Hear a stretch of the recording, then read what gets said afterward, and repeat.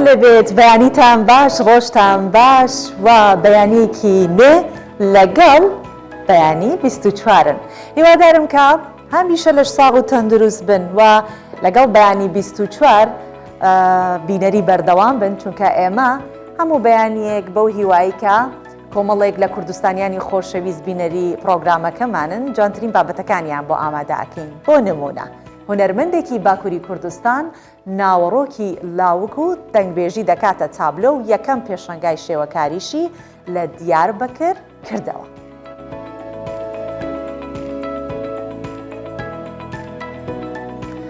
دوای کۆڕۆنا خولی فێرکاری و خوێندنی ئۆنلاین پەیڕەی سەندووە. بەشێکی ئەو خوێندنە بەنا تەندروست ناو دەبرێت و داوا دەکرێت ئەو خوێندنە ڕێک بخرێتەوە.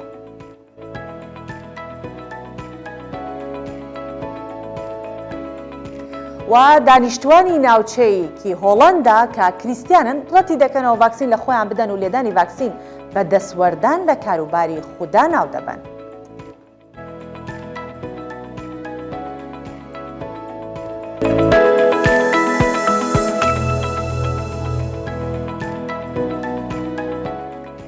هەمیشە گۆرانی و لاوکەکان دەنگێکی چێژبەخش دەگەێنە گوێی ئێمە. زۆر جار تەنیا بە دەنگ گوێبیستی ئەوە ئابین ڕەنگە دەجار کلیپیشی لەگەڵانەوێ بەڵام زۆر جوانە کە دەکرێتە وێناوە بەکو تابلۆیەک نمایش ئەکرێت.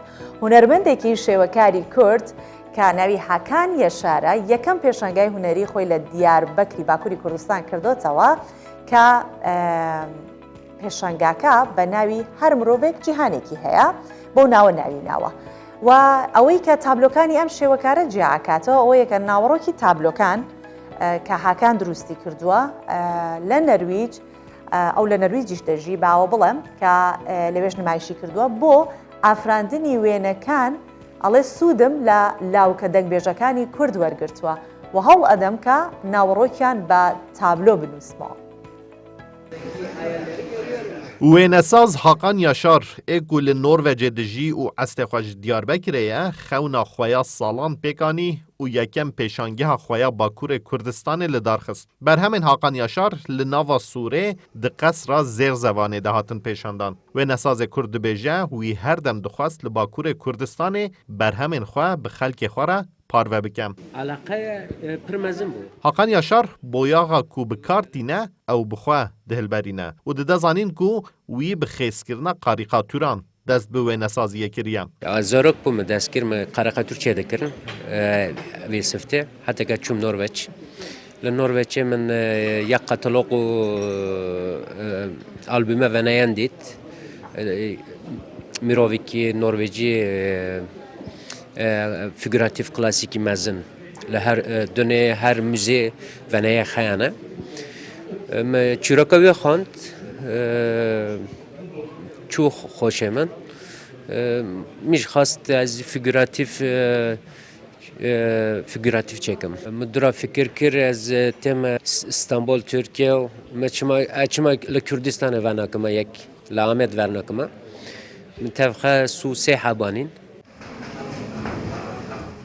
Wênesaz Hakan Yaşar dibêje wî di berhemên xwe de cih nedaye hêmanên çanda Mezopotamyayê. Lê di afirandina berhemên xwe de îlham ji çanda dewlemend û xurt a Kurdan wergirtiye. Min xwast Rönesansê bînim Amed.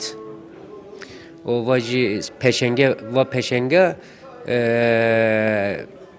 bes ne Amedê li vê Mezopotamya engî mezin e. Klasik figüratif engî mezin e. Fikir nakim kî mirovek din dikarî pêşengek wexas mezin veke figüratif klasik. Dema ev veneyan min çê dikir me guftarê dengbêjan dikir û ilham didin min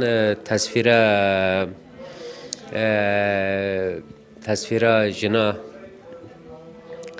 û sevê yani problem nebû se min yekî ji va heye her veneyan min çîrokî xeya ye yani ez bi tazî çêkim jî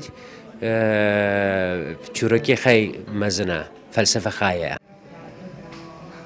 پێشانگەها وێنەساز حەقان یاشار ئاژ سih û sê berheman pêk tê dê heta 28 mijdarê bo serdêran vekirî be û wênesazê Kurd dide zanîn ku ew ê di sala 2023 de li Diyarbekirê pêşangehek a di berhemên wî de çanda Kurdan hatiye nexşandin li darbixe. Mahir Yüksel, Kurdistan 24, Diyarbekir. کۆرۆنا بۆ هۆکارێک بۆ ئەوەی کە خوێندنی ئۆنلاین ببێتە بژاردەیەکی باش تا گیانی هەموو لایەک پارێزراوە بێت لە ڕووی تەندروستیەوە و تێکەڵاویە دروست نەبێت کە خوێندکار و فێرخواز ناچارەکات بچنە کلاسێک پۆلێک بۆ ئەوەی کە بخوێنن. بەڵام لە دوای کۆرۆناوە خەریکە خوێندنی ئۆنلاین و فێربوون بە ڕێگەی ئۆنلاین بە شێوەیەکی ناتەندروست بێ هیچ سانسۆرێک پەرە ئەسێنێت و بەناو خەڵکیشا بڵاو ئەبێتەوە. کە سکرتێری یەکێتی مامۆستایانی کوردستان داوا ئەکات وەزارەتی پەروەردە سنتەری و پەیمانگا و پەیجەکان کە تایبەتن ڕێکیان بخاتەوە بۆی نەبنە ڕێگایەک بۆ وێرانکردنی پەروەردە و ئاستی قوتابی. جا لەم ڕاپۆرتە کە بینەری دەبن باس لەوە دەکات کە کاریگەریەکانی چین با پێکەوە بینەر بین. دواتر میوانیشم هەیە سەمارەت بەم بابەتە قسەی لەسەرەکە.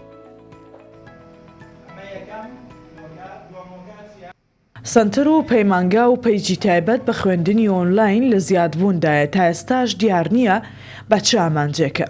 بەشێکی زۆر لەو شوێنانەی بە ئۆنلاین وانە دەڵێنەوە سەرچاوەکانیان دیار نییە و تا ئێستاش وەکو پێویست ڕێک نەخراونەتەوە. سکرتێری یەکێتی مامۆستایان دەڵێت ئەمانە پێویستیان بە ڕێخستنەوەیە لە هیچ کات و سەردەمێکیشدا خوێندنی ئۆنلاین شوێنی خوێندنی ڕاستە و خۆ ناگرێتەوە، بەڵام خوێندنی ئۆنلاین بووە بەواقع و پێویستە ڕێخستنەوەی بۆ بکرێت. کۆمەڵێ سنتەری پیشەیی دروست بووە کە با بڵێن شوێنێکی دیاریکراویان نییە لە ڕێگەی ئۆنلاینەوە وانە بە قوتابیان ئەدێنن. ئێمە وەکو یەکێتی مامۆستایانی کوردستان چگە وەکو مامۆستایەکیش کە ئەو باسکەم ئەوە کارێکی باش نییە، ئەوە لەبەرەوە دوورە لە چاودێری حکوومەت و وزارەتی پەروەردە. ئەو سنتەرانە کە شوێنیان دارەوە کە وانە دەڵێنەوە لە ناو سنتەرەکانیان ئەوە موڵەتیان لە حکوومەتی هەرێمی کوردستان وزارەتی پەروەردە وەرگرتووە، بەڵام ئەمەی کە ئەم ڕێکلام بۆ شوێ ئۆنلاینە کەس نازانن لە ناو ئەو وانەوە چی دەوترێت چی ناوترێت وە زۆر. شارەزایانی پەروەردە پێیان وایە پێویستە سنتەر و پەیمانگاکان لە وەزارەتی پەروەردە و یاخود خوێندنی باڵا ناوی خۆیان تۆمار بکەن بۆ ئەوەی بتوانن بە شێوەیەکی فراوان کار بکەن. بەڵام ئەوەی ئێستا هەیە مەترسیی جددیە بۆ سەر پرۆسەی زانست و فێربوون، چونکە کەس نازانێت چی لەو خولانە باز دەکرێت و دەخوێنرێت. بۆیە پێویستە بە جددی وەزارەتە پەیوەندیدارەکان خەمیەوە بخۆن. ئەندامێکی لیژنەی پەروەردە لە پەرلەمانی کوردستان دەڵێت ئەم بابەتە لە کۆبوونەوەی داهاتووی لیژنەکەیان بە چڕی باسی لێوە دەکەن، چونکە پەیوەستە بە ژیانی خوێندنی قوتابیانەوە. ئێمە تەواوی ماف و ئیمتیازاتەکان و باشترکردنی سیستەمی پەروەردە چاوەڕوانین لەناو ئەو یاسایەدا جێگیر بکەین. بۆیە بەڕای من بە پێویستی دەزانم وەزارەتی پەروەردە لەلایەن لیژنەی تایبەتمەندەوە بە وردی چاودێری ئەو پرۆسەیە بکاتن. ئەمەشیان چونکە دیاریدەیەکی مەترسیدار دەبێتن لەبەر ئەوەی بابەتەکان ئەوەی من پێ ئاگادار بووبم تۆمارکراونین، ئەمەشیان دەبێتە هۆکاری ئەوەی کە بابەتەکان بە شێوەیەکی زۆر ڕاست و دروست لە ڕووی زانستیەوە تەندروست نەبن. ئێمە ئومێد ئەکەین ئەو مامۆستا بەڕێزانەی کە توانای وتنەوەی وانەیان هەیە بە شێوایەکی ئەکادیمی زیاتر لە ناو پۆل هاوکاری قوتابیان بکەن بۆ ئەوەی تایبەتەن ئەو قوتابیانەی لە ڕووی مادیەوە توانای داراییان خراپە ناچاری ئەوە نەبن دوای داخستنیان نارنەوەیان بۆ پشوو بەر لە تاقیکردنەوەکان پەنا بۆ سەنتەرەکان ببن. بەهۆی کۆڕۆناوە و مانەوەی قوتابیان و مامۆستایان بۆ ماوەیەکی زۆر لە ماڵەوە وای کرد کە خوێندنی ئۆنلاین پەرەبسێنێت، بەڵام بە شێوەیەکی زۆر ناتەندروست و بێسانسۆر بەبێ ڕەزامەندی وەرگرتن لە دامەزراوە حکومیەکان و لە هەمووشی ترسناکتر لە ڕێگەی تۆڕە کۆمەڵایەتیەکانەوە زیاتر ڕێکلامی بۆ دەکرێت. بەبێ ئەوەی وردەکاری خول و سیمینار و وانەکان بڵاو بکرێتەوە و لە وەزارەتی پەروەردە و خوێندنی باڵاش هاوشێوەی سنتەر و پەیمانگا پیشەیەکانی تر لە هەرێمی کوردستان تۆمار نەکراون. ڕێناز سەعالی، کوردستان 24 هەولێر.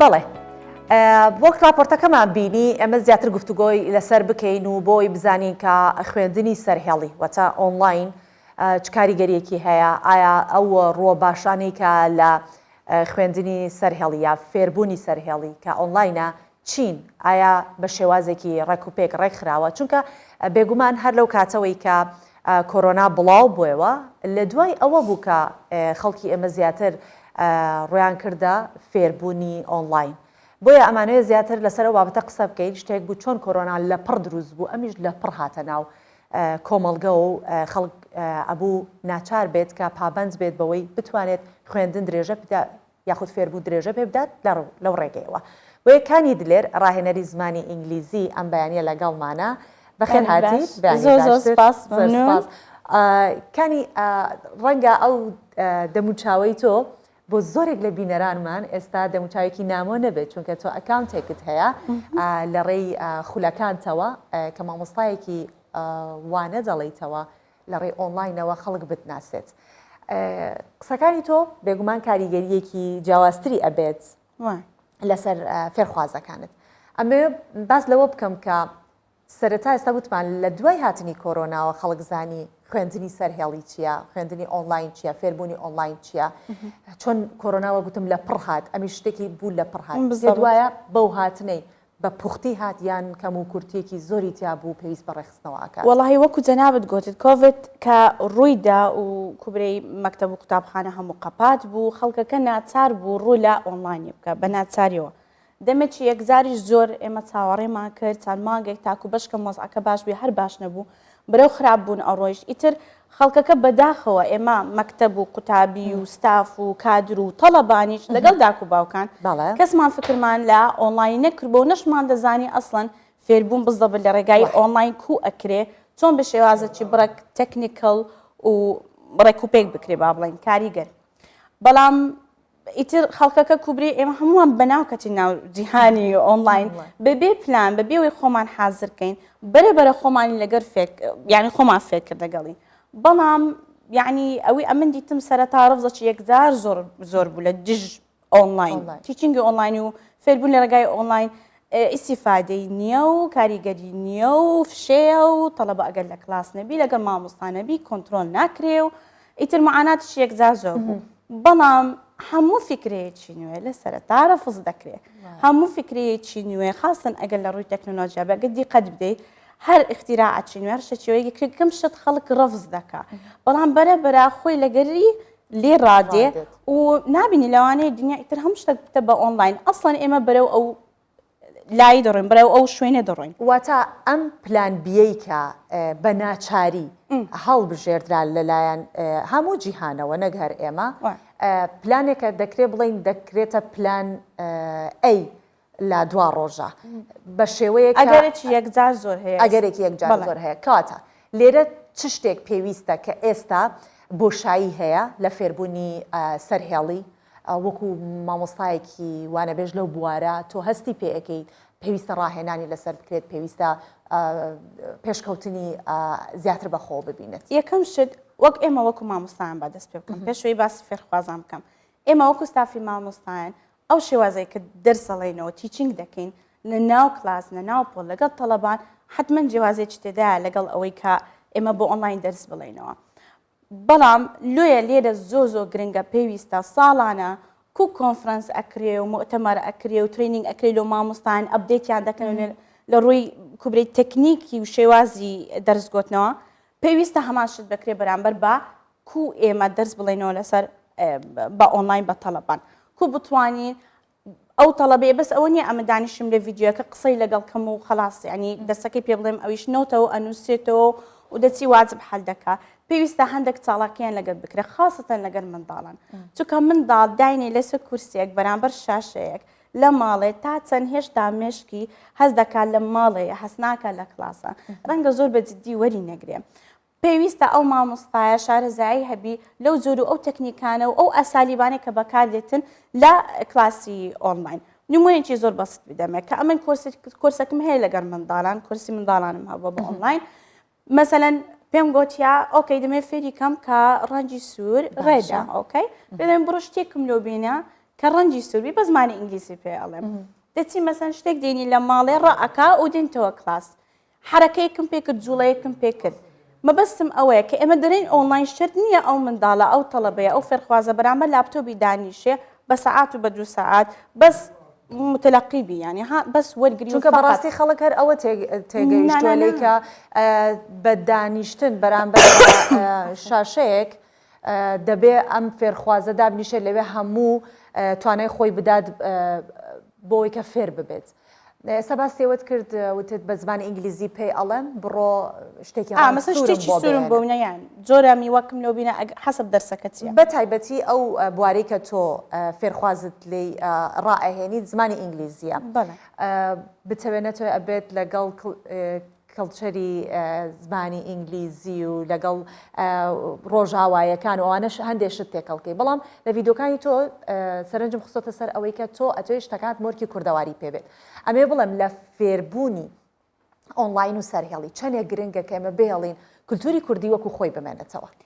من یەکجار شانازی بە کولتوری خۆمەوە کەم شانازی بە کوردایەتی خۆمەکەم و بخۆشم کەسێکم زۆر عاشقی ناوی خۆشیم ئیتر کە لە ئوردن بووم لەوێن دەرخوێندیتم يعني تقريبا 100 سنة من الأردن بوم لقر عربان جاي ولا قر وانتي كلويما هميشة يعني زور بشان زين قلناهم كاني وبواني مشرحك معنايتي بعربي وأشتانا همان شد كم هات مو كردستان بخوش حالي ولا سر أونلاين هورم دا لسه بيجا كم تامكو رنجة كلتوري كردي تدابي زور بي فولورا كانم راس بيرم كردن شو كزياتر اهتمام بوي أدم بلان فولوري يكزار باشيشم هيك عربن زۆر مەسج ئەنێرین و پرسیارە ئەەکەن لەسەر زمانەکەی من و چونکە لە ڤیددیوەکان هەم ئینگلیزی بەکاریم هەم کوردیش و هەم عەرەبیش ئیتر حەز دەکەم یعنی هەردوو لاقانزاج ئەەکەن هەم عەرەبەکە کوبرەی کەڵتوری ئێمە دەبینێ هەم ئێمەش یعنی هەندێک فێرخوازی کوردیش هەنا هەندێک شت عەرەبی فێر بن لە من ئیتر کوبڵی یعنی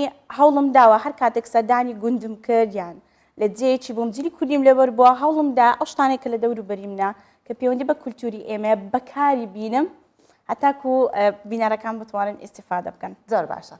کانی تا چەندە پێویستە کە وەزارەتی پەروەردە ئاگاداری ئەو پەیجانە بێت کە خولی ئۆنلاین ئەڵێنەوە بۆەوەی کە بزانن سەرچاوەکەی لەکوێیە ئەم خوێندنە بەلاڕێیان نەبرێت ئەم جۆرە ئەم پلان بیە کە سبەی ئەبێتە پلانی ئەی بەلاڕێدا نەبرێت و بە چۆنەڵێت بۆ ئامانجەی کە هاتووە کار بکات کە زیاترین فێرخواز لە ماڵەوە ڕەنگە کاتێکی زۆری شت نەوێت ڕەنگە تۆ لە تەکسیا بیت لە پاسا بیت لە پارکا بیت تۆ بتوانانی خوێندنەکەی خۆت بکەی مەرج نەبێت کە لە شوێنێ بمێنیتەوە بەڵام ئەبێ سەرچاوەکە داری بکرێت تا چەندە پێویستاوە وەڵاهی چەند پێویستە کە وەزارەت کوبری چاودێری مامۆستایان و ستاف و کادر دەکەن هەمان شت لۆ مامۆستایانێکە با بڵێن بەڕەسمی وانە دەڵێنەوە ئێستا خۆی ژیانی ئەو ژیانێک کە لەسەر ئینتەرنێت و لەسەر سوشل میدیا بڕە قورسە ئینسان کۆنتترۆلی بکە ینی هەمووەکو وەزارەت هەمووکو لایەنەکانی تر بەڵام چەند دەتوانن ئەوان لەگەڵ ئێمە دەست بەدەست بتوانین کە ئەو کواڵیتیەی کە ئێمە ئیبەخشین بەو بینەرانە بەو کەسانی کە لەسەر سوشل میدیا تەماشامان دەکەن چەند زۆر باشترە حتمما چەند هەوڵدەین کۆنتترۆلی بکەین باشترە. زۆر باشە کاتە لە خوێندنی ئۆنلاینە ئەتوانین بڵین کاتی فێرخواز هەمیشە بەدەست خۆیەتی بەڵام کاتی مامۆستا بەدەست خۆی نییە بە پێچەوانەوە چکە ئەوان هەر کاتێک بیانە ڕەنگە بتوانن پەیوەندی بە ئێوە بکەن یا ئێوە کاتیان بۆ دانن کاتی ئێوە چی لێ دێت قەتی سەبێت بۆی کە مامۆستا بزانێت چۆن شتی خۆی ڕێکەخا ژیانی خۆی ڕێکەخا. مەبەست لە چی لە تیچینگی ئۆنلاین بەڵێ لە تیچینگ بلعکس لە تیچینگ ئۆنلاین هەموو شتە کۆنتترۆلە زۆر باشە زۆر باشە ینی پەیوەندی بەوەی نییە کە مەسەنە لە بەروی ئەمن لەسەر خەتم تەڵەبە ئەتوانێت هەموو کات پەیوەندی بکە ئەوە گەڕێتەوە لەسەر مامۆستام لەو مامۆستانم کە هەمیشە یعنی ئۆنلاینم لەگەڵ تەڵەبان مشکلم نییە وەختێکی تایبەتیان و دانانم کە پەیوەندی بەم بکەن خاستن کە پیجم هەیە ینی پیجی پەبلیکم هەیە نەتوانم ئەم بە عالەمی بڵێم نابێ ئیلا دەبی لەو کاتە پەیوەندی بەم بکەن هەر کاتێک ئەمە توانیم ئۆنلاین بم لەگەڵیان مشکلە نییە. بۆیە ئەو پرسیارەکەم چونکە ئێمە باسی کاریگەریەکان ڕەنگە بۆ مامۆستایەکە وانەی ئۆنلاین ئەڵێتەوە لە ڕووی سەرقاڵیەوە نەتوانێت وانەکە بە باشی بڵێت چونکە لە هەمان کاتە ڕەنگە چەند خوێندکارێکی لەگەڵا بن چەند فێرخوازێکی لەگەڵا بن. ئەوە ئەگەرێتەوە بۆ تای مانیجمنتی ئەو کەسەیە یعنی ئەوە زیرەکی ئەو مامۆستایە ئەم نبینم ئەوە چێشە بێ بەڕاست پێ بێم یعنی چەند جاران ئەم کورسی ئۆنلاینم هەبووە مشکلم نەبووە لەو ماوزوعی. باشە کێشەکان لە ناو فێربوونی ئۆنلاین چین ئەو کێشە و ئاریشانەکە هەین تۆ ڕۆژانە مامەڵی لەگەڵاکەی چییە؟ زیاتر ڕاست پێ برێم ئیسیفادەکەی زیاترە لەوەی کە کێشەی تێدایە ئیسیفادەکانی بازارێ باسکەن بینەسە کێشەکان ئیسیفادەکانی تێ یاخود خاڵە باشەکانی فێربوونی ئۆنلاین یەکەم شت کە زۆ قازاجە لۆ تەڵەبان پێشوەی لۆ مامۆستایان بی طلبە ئەتوانێت لە هەموو شوێنێک و لە هەموو کاتێک داخل بێ.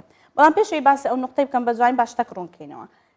فێربوون لە ڕێگای ئۆنلاین دوو نەوعی هەیە. نەوعەکەی لایڤە مامۆستا بەڕاستەوخۆ لەگەڵ تەلەبانە، نەوعەکیش هەیە ڕیکۆردە. ڤیدیۆیەکە سەیڤە و تەلەبە کەنجی نوویستی کەنجی توانی داخل ئەبێ و کۆرسەکە بەردەوام دەبی و ئەخوێنی. ئێستا ئەم دوو جۆرەیە فەرقەکەیان چییە؟ ئەوەی کە لایڤە و مامۆستا بەڕاستەوخۆ تەلەبەکان ئەتوانن بەڕاستەوخۆ پرسیاری لێ بکەن. لەگەڵی ئینگەیجمنت کوبری یعنی پەیوەندیەکە باشتر دەبی ئۆنلاینە سەرخەتن. ریکۆردەکە ئەو خاڵی هەندێک لە دەست ئەدا.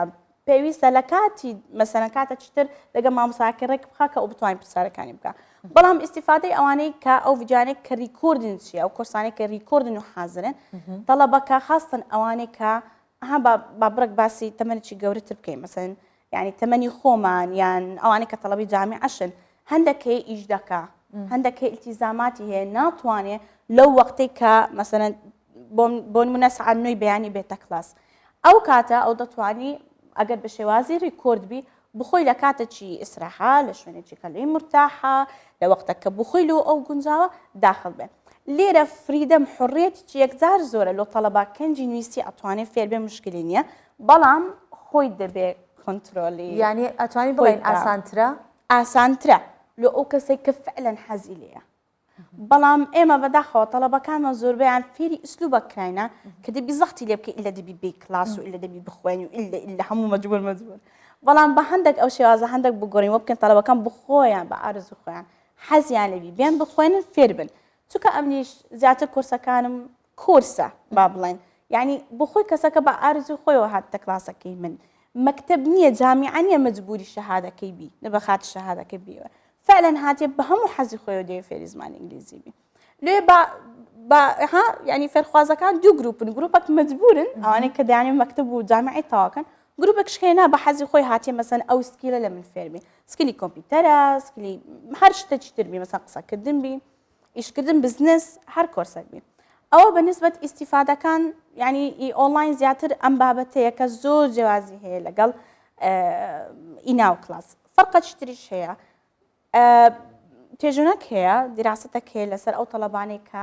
هەندێک ئاستیان زعیف بووە لە کلاس دیقەتیان دێکاتە کە بۆ ئۆنلاین ئەخوێنن چونکە کوبرەی بە توانای خۆیەوە بە حەسب تواناکەی خۆیەوە یعنی مەسەن ئەگەر بەطیء بی هەندێک لاواز بی لە تێگەشتن درەنگ تێدەگا چونکە دەتوانێت وانەکەی چەند جاران دووبارە بکات و ڤیدیۆیە و لێداتەوە بە ئیسراحەتی خۆی و یعنی جوانتر فێرە بی ئیتر ئەگەڕێتەوە لەسەر ئەو کەسانەی با بڵێن تاکە کەس جیاوازەکەی زۆر سپاس دەکەم کانی دلێر ڕاهێنەری زمانی ئینگلیزی مامۆستای زمانی ئینگلیزی کە کلاسی ئۆنلاینت هەیە هیوادارم کە هەمیشە لەش ساغ و تەندروستی سپاس دەکەم کە ئەم بەیانیە لەگەڵ بەیانی 24 زۆر سپاس بەڵێ لە ناوچەیەکی هۆڵەندا کە بەوە ناسراوە دانیشتوانی زۆر پابەندی ئاینی کریسیانن خەڵکی ڕەتی دەکەنەوە ڤاکسین بەکاربێنن بەڵام بەهۆی زیادبوونی ژمارەی توشبوانی کۆرۆنا ژمارەیەک پزیشکی ناوچەکە هەڵدەدەن کە بە دیالۆگ لەگەڵ خەڵکی دابنیشن و بڕوایان بۆ دروست بکەن کە ڕازیان بکەن تا ڤاکسین لێ بدەن خەڵکی ناوچەکە بڕوایان وایە کە لێدانی ڤاکسین دەستێوەردانە لە کاروباری خوددا لەوێ باژارێ هۆلەندی کۆمەک هەیە ڕەدەکە ڤاکسینە لە دژی کۆرۆنای لەخوا بدە. Vê yekê destewêrdan di karûbarê Xwedê de dibînin. Ev navçeya Kemera Pirtûka Pîroz e, yan ku Kemera İncîlê ye li Holenda. Li vir civakeke kevneperesta protestant heye. Ew bi olê vegirêdayîne û red dikin vaksîna li dijî koronayê li xwe bidin. Wat je wel ziet, is aan de ene kant dat je in de Pirtûka pîroz li aliyekê dibêje divê tu amade bî ji her krîzekê re û divê tu rêkaran bistînî. Ev tê wateya ku li xwedana vaksînê dibe. Lê di heman dem de Pirtûka pîroz dibêje di her hûkarekê de divê her demê baweriya te tenê bi Xwedê hebe û ne rêyên xweparêziyê û dawiyê de divê Xwedê li te pîroz bike. En niet op middelen. Navê vî bajarî Örk e. Kêmtirîn rêjeya vaksînkirinê lê hatiye tomarkirin. Nojdar jî dibêjin, xelk ne tenê ji aliyê olê ve red dikin vaksînê li xwe bidin. Lê belê ji bandorên wê yên piştî li xwedanê jî ditirsin. Van Dissel van het RIVM gezegd heeft. زویان دەرەنگ وێ هەموو خەلک بە ڤایرۆسێ بکەون لەو مامەترسی هەیە و یا هەری باش و ژنەری نامن یا مەسیحی divê xelk pabendî rênmayan bibin. Ez vê li gor ola xwe dibînim. Nou, en dan is het ڕێژیا ڤاکسینکردنê divê civaka kevneperest de sihûpên ji sediyê niha. Beriya destpêkirina kempîna nojdaran nedigiha 3 ji sedê. Niha nojdarin her malbatekî li senterên xwe hewl didin digel xelkê rûnin û wan bilxwedana vaksînê razî bikin. actief gestart omdat Urk de Me dest bi vê destpêşxeriyê li Urk kiriye ji ber ku li vî bajarî kêmtirîn rêjeya vaksînkirinê hatiye tomarkirin. Kêmtir bû 30 ji sedî. Hejmara pêketiyan zêde dibû. Lewma me xwest wekû nojdarên her malbatekê dest bi razîkirina xelkê bikin û li navendên xwe vaksînê li wan bidin bê vekirina cihên taybet. hoe gaat het ontvangen worden? Di dema ku Holanda hejmareka mezin ya pêketiyên koronayê tomar dikir, li vir yek qeddas nedihat betalkirin. Ev kom lê Bakurê Holanda û Amsterdam dimînin. Bi yasayên kenîseya xwe ve girêdayîne. Yasayên wan jî bi tund têne binavkirin.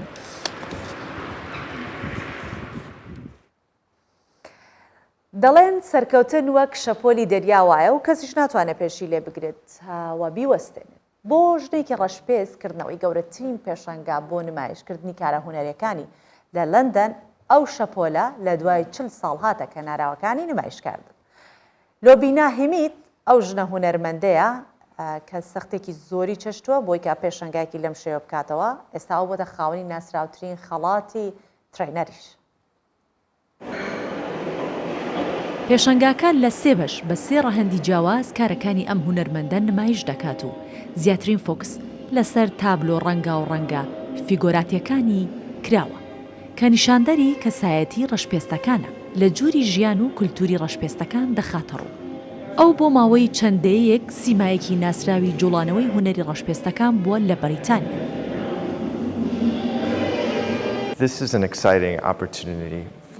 ئەمە دەرفەتێکە بۆ هەیەجان دروستکردنی سەردانیکەرانی پێشانگاکە کە گەورەترین و ناوازەترینی کارەکانی لۆبینا هیمید لە نزیکەوە ببینن. تابلۆ نەخشێنراوەکانی ئەم هونەرمەندە تەنیا لەسەر کانڤێس نەنەخشێنراوە، بەڵکو هونەرمەند لەسەر زۆر کەرەستە و کەلوپەلی کولتوری ڕەشپێستەکان خستۆتە نمایش. ئەمە وای کردووە کارەکانی بە شێوەیەکی بەرچاو پێشوازیان لێ بکرێت. لەم پێشانگەیە 50 کاری هونەری نمایش کراون کە گرنگترینیان چەند تابلۆیەکن تایبەتن جگەلەوە هۆنراوە و کاری دەنگیم هونەرمەندەیە. ئەمە دەرفەتێکی باشە بۆ سەردانیکاران لە دوای 2 ساڵ لە کەرەنتین بەهۆی بڵاوبوونەوەی ڤایرۆسی کۆڕۆنا بێن و سەردانی گەورەترین پێشانگەی هونەری بکەن. دوای 40 ساڵ لە کۆڵنەدان ئێستا لۆبینا کارەکانی نەک تەنیا ناسراوە بەڵکو بۆتە خاوەنی گەورەترین خەڵاتی ترێنەر و هونەرمەندان ئەو جۆرە پێشەنگانە بە گرنگ دەزانن بۆ دەرخستنی کولتور و ژیانی ڕەشپێستەکان کە بە بڕوای لۆبینا هونەرمەندە ڕەشپێستەکان پشتگوێ خراون.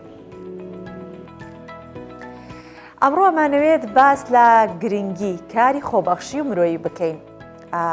لە هەرێمی کوردستانیش دەزانین کە خەڵکی کوردستان چەندە گرنگی بەو جۆرە کارە خۆبەخشیانەدەن. ئێمە هەر لە دێر زەمانەوە خەڵکی هەرێمی کوردستان ئەو کاریان لە گوندەکانیش ئەنجامداوە، تەنانەت بە کاری هەرەوەزی بە شێوەیەکی خۆبەخشی یارمەتی یەکتریان داوە بۆ دوورینەوەی بەرهەمەکان یاخود بۆ چنینەوەی بەرهەمەکانیان بێت. واتە ئەم کاری خۆبەخشیە تەنیاهی ئەمڕۆ نییە، بەرهەمی ئەمڕۆ نییە کە هەمانە بەرهەمی چەندین ساڵەکە وردە وردە هاتۆ ئێستاش دەبینین کە گەنجەکانمان بە شێوەیەکی خۆبەخشی ئەمە زۆر ئەتوانین بڵێن ڕنگدانەوەی هەبووە لە ناو کۆمەڵگەی کوردی تەنانەت کاتێکە ڤایرۆسی کۆڕۆنا بڵاو بۆیەوە بینیمان کە چۆن خەڵک بە شێوەی کاری خۆبەخشی کاری ئەکرد.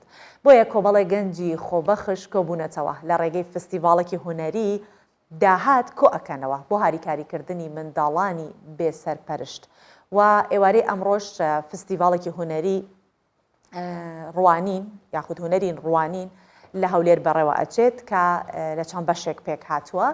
زیاتر بۆی کە قسەی لەسەر بکەین کە هونەرمەندان چۆن لەو فستیڤاڵە بەشداریان کردووە و بڕیارەکە ئەو فستیڤاڵە ئامانجەکەی بۆ کەسانێکی دیاریکراو بەکاربهێنرێت یاخود ئامانجەکەی بە ئاراستەی ئەوانەوەی بابزانین ئەولایانە کێن ئامانجەکە چییە چالاکیەکان چین بۆ قسەکردن لەسەر ئەمانە محەممەد کامەران ڕێخەر و هزرین سەفەری ڕێخەر هەردووکیان میوانی پرۆگرامی بەیانی 24 هەردووکتان بەخێر بن سەر چاوان لە هزرینەوە دەست پێەکەم چونکە کاری خۆبەخشی زۆر جار لەلایەن کوڕانەوە زۆر ئاسانتر دێتە دەست لە دەرەوەن ئەتوانن کۆمەڵ ڕەفیق و برادەر بهێنن کاریان لەگەڵا بکەن بەڵام بۆ کچان هەندێ ئەتوانی بڵێن ئیلتزاماتی تریان هەیە تۆزێ قورسترە جارێ با بزانم فستیڤاڵەکەتان چیە هزرین و ئامانجی فستیڤاڵەکەتان چییە فستیڤاڵەکەتان خۆی لە چیا بینێتەوە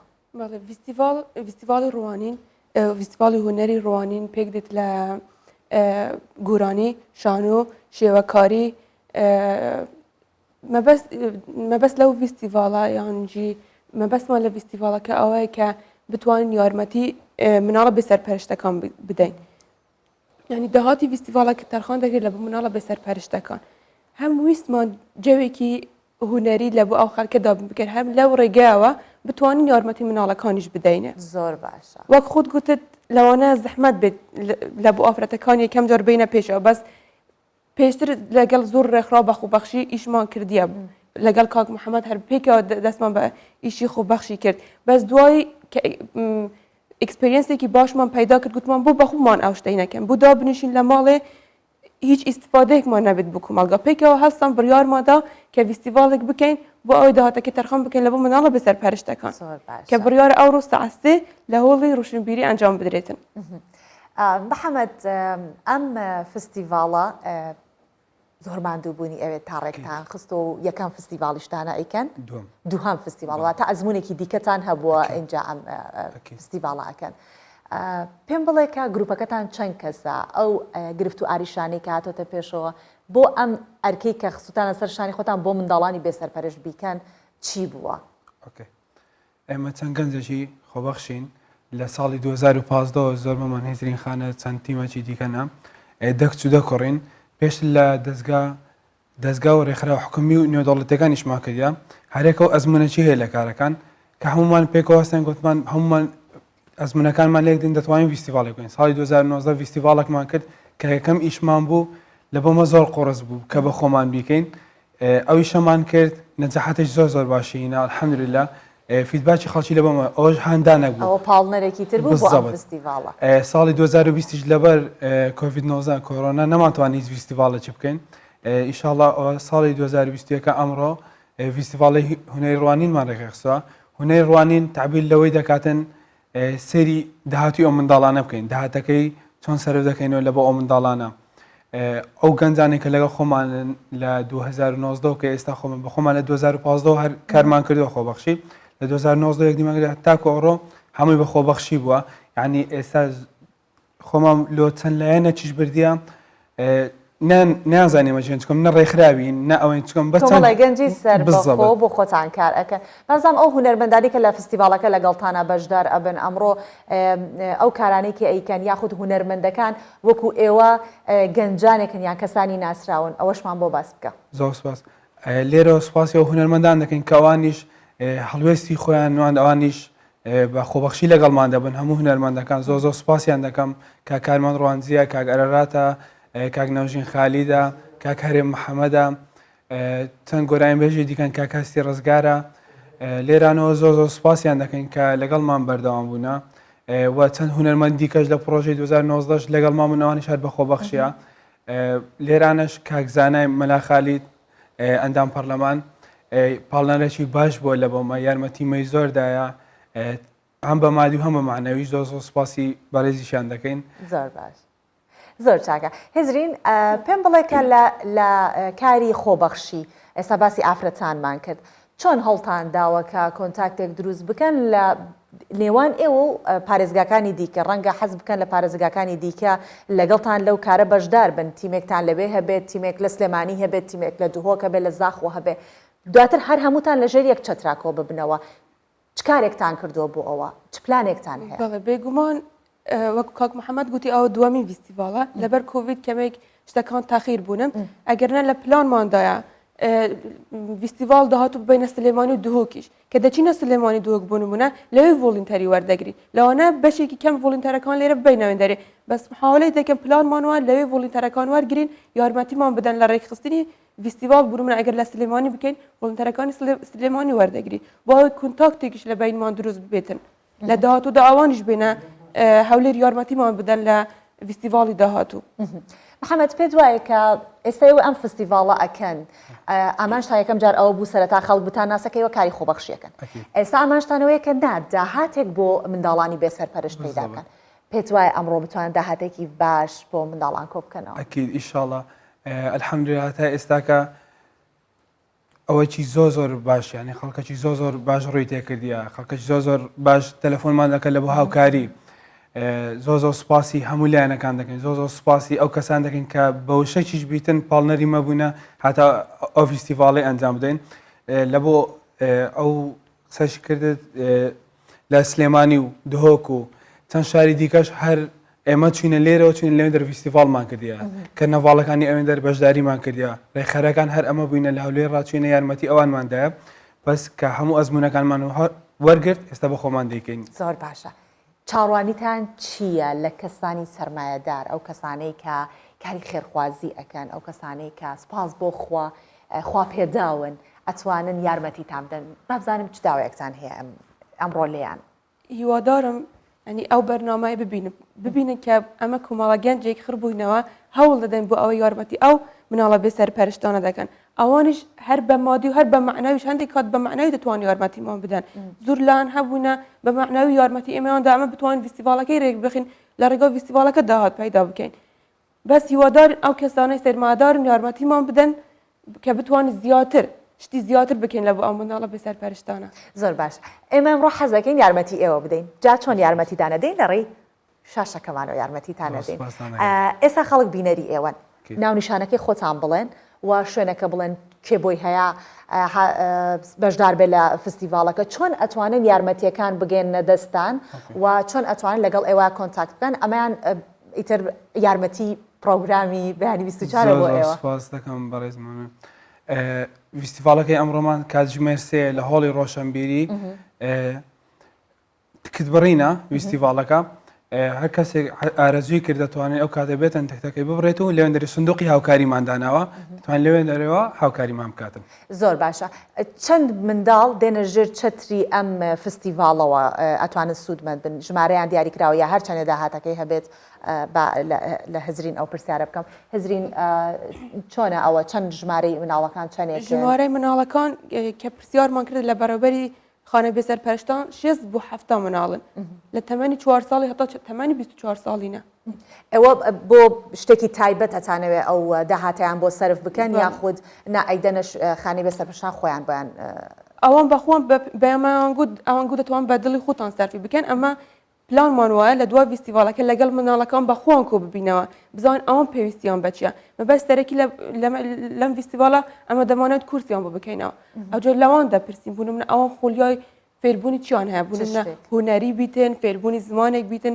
فێربوونی بەرنامەکانی کۆمپیوتەر بن بە پێویستی ئەوان خۆلیان بوو دەکەینەوە شکر بخوا ئێستا سپۆنسەریشمان هەیە کە جلبەرگ لە بۆ هەمووان دابین دەکەین و ئێوارەخوانێکیش دابین دەکەین لەلایەن کافتریا ئولالا ئەزانم قسەیەکی زۆر کۆن هەیە ئەڵێ ئەوەی کە کۆ دەکاتەوە ڕەنگە باش بخوات بەس ئەوەی کە دەبەخشێت وەکو ئێوە باش ئەخەوێت بەدڵێکی مرتاحە و بە ویژدانێکی ئاسوودەوە جا بابزانم ئێوە ئەم کەرنەڤاڵە جوان ئەم فستیڤالە جوانەکەن منداڵەکان خۆیانتیا بەشدارە بن ئەتوانن بێنە ئەوێ یاخود نە ئەوان تەنیا سوودمەندن لە ڕووی داهاتەکەیەوە لە نزیکەوە قسەمان لەگەڵ بەڕێبەری خانە بێسەر پەرشتان کردیان چکەم هەندێکیان تێدا تەمەنیان زۆزە بچووکە ناتوان لەوێندەری بەشدار بن وتی بە جۆرەی تەمەنەکان لەگەڵ خۆماندا داهێن لەوێندە بەشدار بن ئەکیت کورسی تایبەتی خۆشیان هەیە لەو فیستیڤالەکە و گەورەشمان دەکەن. بن سپاسی محەممەد و هەروەها هزرینی شەکەم بۆ ئەم گەنجانە سپاسی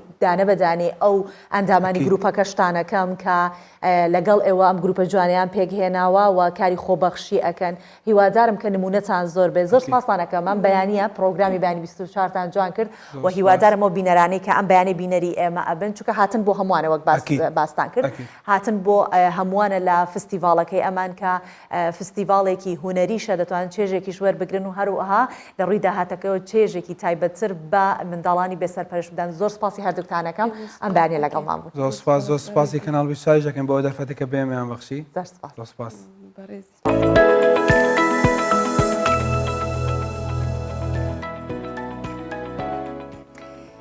دەچینە باکووری تورکیا بەم راپۆرتە کە لە بینینی ئەم راپۆرتە دەزانن کە لە دارستانە ئاویەکانی ناوچەی کرککاڵای باکووری تورکیا شوێنێک بۆ سەردانیکاران کراوەتەوە کە بە بەرزایی 14 مەترە دارستانەکە گەورەترە لەسەر ئاستی تورکیاوە هەروەها ئەوروپاش وە ژمارەیەکی زۆر باڵندە و گیا و ئاژەڵی تایبەت لە خۆ ئەگرێ ئێمە لەم راپۆرتە ئەو دیمەنە جوانانە و ئەو شوێنەتان بۆ دەگوازینەوە بینەری بن. دارستانên avê yên li wîlayeta Kırıkkhalar li Bakurê Rojavayê Tirkiye mêvandariya gelek ji cûrên ajal û balindeyan dike. Bala hezkerên xwezayê ji bo wênekêşanê jî dikişîne. Di van daristanan de 5 gol, 544 cûrên giyayî û riwekan û 219 cûrên balinde û gelek ji ajalên din hene. Ev deryeke ji mezintirîn daristanên avê li seranserî Tirkiye û Ewropayê. İstanbul'dan gidiyoruz. Öyle 2 günlük geldik hafta içi.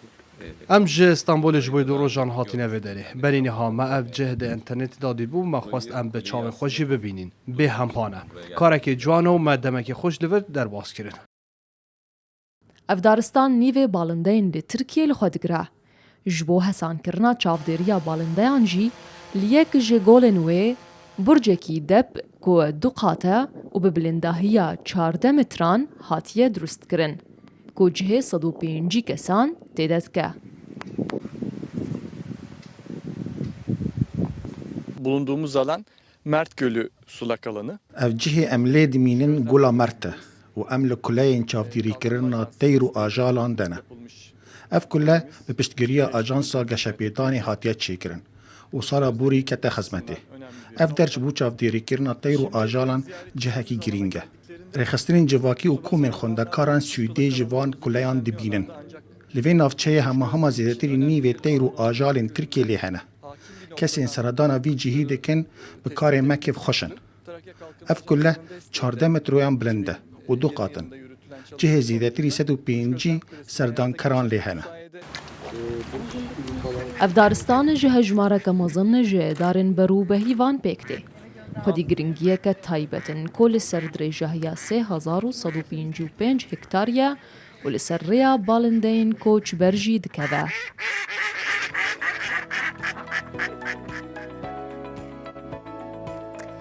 هەموو دنیا لە هەر ناوچەیەکە بگری لە هەر ناوچێکی ئەم دنیا بگری ئەگەر هەر خەڵکێکی تیابێت هەر نەتەوەیەکی تیابێت شانازی بە کولتوری خۆیانەوە ئەکەن و ئێستا لە جیهاندا بەو شێوەیە خەریکە باوە بێ کە خەڵک ئەگەڕێتەوە سەر کولتورە ڕاستەقینەکەی خۆی بۆیە ڕاگررتنی کولتور وەکو خۆی یەکێکە لەوانەی کە توانین بڵێن ناسنامەی نەتەوەیەک دەرەخات بۆیە لە شاری ئەنقەرە فستیڤاڵێک بۆ ناسینی کولتور و کەلەپور و فەرهەنگی شاری ئەرزڕوم بەڕێوەچووە لە فستیڤاڵەکەیە زۆر جیاوازە ئەم فستیڤاڵە بێگومان زۆربەی فستیڤاڵەکان ئاهەنگ و میوزیک و شتانی تیا بەڵام فستیڤاڵەکانی کە خۆراکی تیا فستیڤاڵێکی زۆر تایبەتن کە لەم فستیڤاڵە کەباب و پەنیر و شیرینی و قەدایف یان ئەتایفی پێوترێت و هەروەها دۆڵمە بەرهەمەکانی دیکەی ئەرزرومی باکووری کوردستان باسی خواردنەکانم کرد برسیم بوو بەرهەمەکانی ئەرزروم سەرنجی خەڵکی ئەنقەرەی ڕاکێشاوە بەشداریکی زۆری خەڵک لە فستیڤاڵەکەدا هەبووە ئێمەش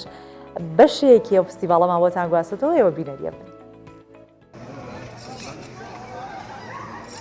بێگومان دەمەک و بەحسە باژارێ ئەرزرومە باکووری کوردستانی تێکردن کەبابا ویە بناو دەنگ کەبابا جاغێ و شیرانیە ویە بناوێ دۆڵمەیە قەدایفێ دێشێ مرۆڤ. لە ئەنقەرە پایتەختە ترکیەژە خۆراک و خواردنên خومالیên bajarê Erzuruma Bakurê Kurdistanê di festîvalekî de ji bo welatiyên Enqerê hatin pêşandan. Hosteyên kebaba caxê ku di qada festîvalê de cihgirtin û bi rêz li ber menqelên xwe ji bo welatiyan kebabê çêdikin, amaje pê dikin ku ev kebab tehmeke qedîm ya Erzurumê ye. Kebabın en büyük özelliği koyun ve kuzu etinden yapılması. Taybetmendiya vê kebaba caxê ew e ku li ser agirê daran tê pêjandin û xwarineka taybet ya Erzurumê ye. Em ji ran û parsiyan mîh û berxan vê kebabê çê dikin. Ev kebab beriya ku bê pêjandin bi rojan di nava xwe, pîvaz û îsotê de dimîne. û ev kebab xwarineka ku nêzî 600 sal dîroka wê heye ye. Yek ji cûre penîrê ku tenê li Erzurumê hilberîna wê tê kirin, penîrê kefikî ye ku bi mehan dişikeft û di bin erdê de tê veşartin, di vê festîvalê de hate pêşandan. Erzurum küplü peynir ilk başlangıcısı biliyorsunuz. Panîrê kifikî yê Erzurumê di merheleyeke dire de derbas dibe. Pêşî wek penîrê qaşa tê çêkirin, piştre dikin nava kevlê bizinan de. An jî di bîdonan de 6 meh heta salekê dişkeft, embar, an jî dibin erdî de tê veşartin, heta ku digihîje vê merheleya dawî. Ji bo êşên bedena mirov wek antîbiyotîkê ye. Welatiyên ku ji ber vîrusa koronayê heyameke dirêj bûn ji wan çalakiyan bêparmanê jî fersanta tehmkirina xwarinên xumaliyên Erzurumê dibînin. Ben cağ kebabını çok seviyorum. Keyfa min gelek ji kebaba caxêret tê. Em benda vê rojê bûn. Niha ev kebab hatiye ber piyên me, em jî bi afiyet dixwin û gelekî jî xweş e. Hoşuma da gitti. Ben Erzurum'da bir sene görev de yaptım. Ev festival zêde çoxeşiya min. Min wek mamoste salekê li Erzurumê kar kiribû. Ber vê çendê ez hatim vê derê. Min tişt xwerekirin û min rojên xwe yên berê bi bîr anîn. Di festîvalê de li gel xurek û şîraniyên xumalî, nanê tenûrê jî tê çêkirin. Jinên ku hevîlên xwe vedikin, veke ku li valêtin nanê xwe yê tenûrê çê dikin û pêşkešî Enqereyîyan dikin. Her wiha welatiyên ku dixwazin çand û dîroka Erzurumê nas bikin, dikarin heta 28 Mijdarî serdana vê festîvalê bikin. Vural erişmiş. Kurdistan 24, Enqere.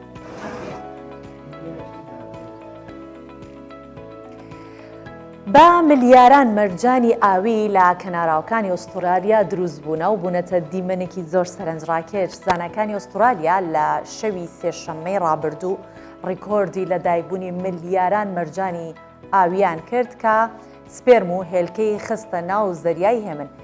لەدایکبوونی ئەم مەرجانانە 3 ڕۆژی خایاند و ئێستا دیمەنێکی جوانی دروست کردووە کە بە دەوری 348 یاخود 348 بەڵێ 1000 کیلۆمەتر دابەش بووە. مەرجانی ئاوی بۆ دروستکردنی خشڵی گەوهری بە ناوبانگ و گرانبەها بۆ ئافرەتان بەکارەهێنرێت وە بێگومان نرخێکی زۆریشی هەیە، بۆ نمونە سەروی 20,000 دۆلارە. بەڵام دەرهێنانیان لە ناودەریا قەدەغەیە تەنیا لە وەرزی ڕاوکردنیان نەبێت کە بەم شێوەیە دەبینین مەرجانەکان ئەو ژمارە زۆریان هاتوونەتە کەناراوەکە.